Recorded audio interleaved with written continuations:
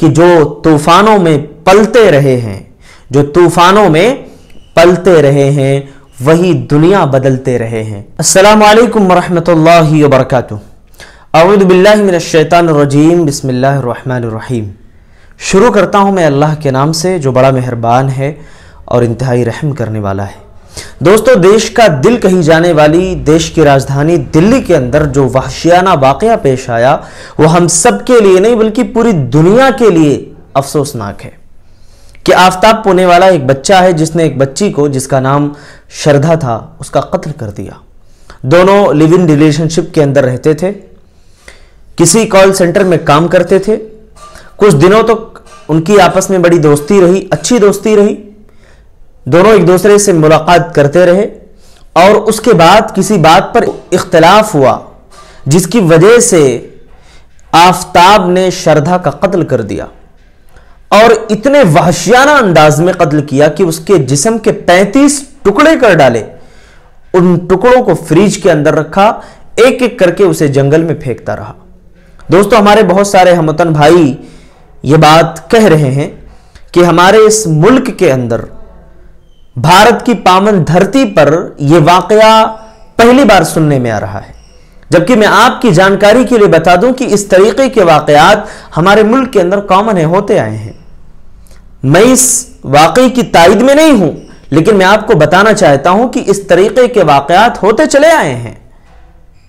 आपकी जानकारी के लिए बताऊं कि आज से 12 साल पहले देहरादून के राजेश कुमार ने अपनी बीवी अनुपमा का शादी के 11 साल के बाद उसका कत्ल कर दिया था और उसके जिस्म के 72 टुकड़े करके उसको फ्रिज के अंदर रखा था और उसके बाद एक एक करके उसको जंगल में फेंकता रहा। मेरे भाइयों, मैं आफ्ताब की इस वाकये की इंतहाई सख्त अल्फाज में कड़ी मजम्मत करता हूं और यह कहता हूं कि ऐसे दरिंदों को सख्त तरीन सजा मिलनी चाहिए ताकि आने वाले वक्त में इस तरीके की वहशियाना हरकत करने से पहले हर एक मुजरिम कांप उठे और कदम ना बढ़ा सके।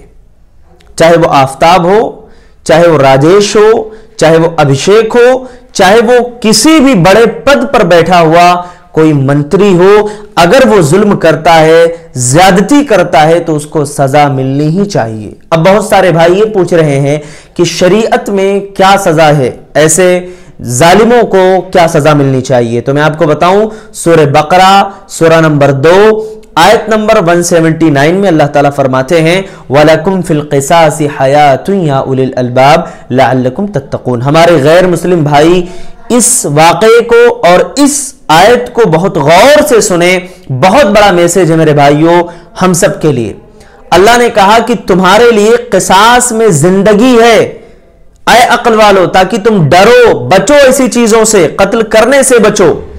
क्यों अल्लाह ने कहा? क़िसास का मतलब होता है बदला लेना, यानी अगर किसी ने किसी का हाथ काट दिया उसके भी हाथ काट दिए जाएंगे, किसी ने किसी की आंख फोड़ दी उसके भी आंख फोड़ दिए जाएंगे। किसी, चाहे वो अमीर हो, चाहे वो गरीब हो, चाहे वो कोई भी हो, इस्लाम कहता है सब एक कैटेगरी में खड़े होते हैं। ऐसा नहीं चलता इस्लाम के अंदर कि किसी गरीब ने किसी को मारा तो उसे कटघरे में खड़ा किया जाए, उससे बदला लिया जाए, और कोई बड़ा आदमी, अमीर आदमी, किसी ओहदे पर, किसी पद के ऊपर फाइज आदमी अगर कोई गलत काम करता है तो उसको छोड़ दिया जाए। इस्लाम कहता है नहीं, ऐसा नहीं हो सकता, सजा सबको मिलेगी। इस्लाम की नजर में हर वो शख्स मुजरिम है जो जुर्म करने वाला है, चाहे वो गरीब हो, चाहे वो अमीर हो, चाहे वो कोई भी हो। यह है इस्लाम का पैगाम। अब मैं आखिर में अपने नौजवानों से कहना चाहूंगा कि मेरे दोस्तों, अल्लाह ने आपको जवानी दी है, इसका सही इस्तेमाल करो।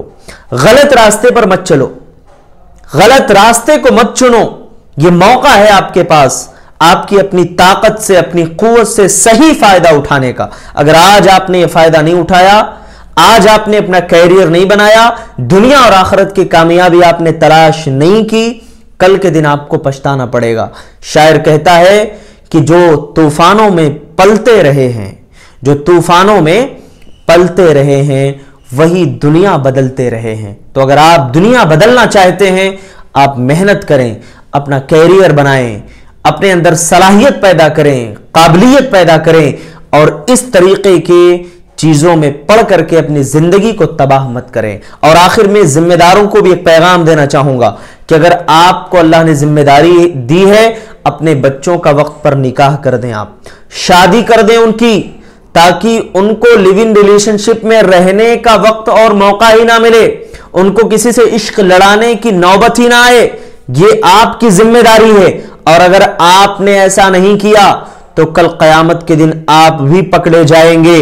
غلطی آپ کا بچہ کرے گا، جتنا بڑا وہ مجرم ہوگا اتنے ہی بڑے آپ مجرم ہوں گے۔